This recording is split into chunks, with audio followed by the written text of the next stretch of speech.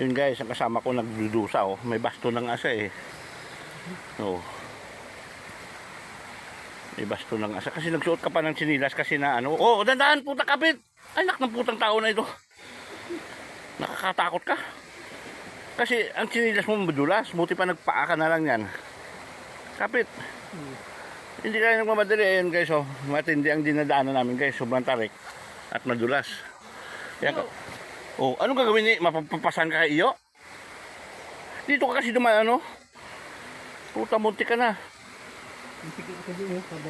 Oh, magdandahan ka, hindi yung mag-focus ka kasi kay nag-focus ka kasi doon kay kuan eh, sa pinupuntahan mo eh. Focus ka sa nadaanan mo. Ang unang sinilas mo, napakadulas pati niyan, sabi ko sa iyo eh. Huwag ka gumili diyan sa kanal, sa creek. Tukod mo yung ano mo. Naku, mahina ito. Oh, dandahan ka Brad.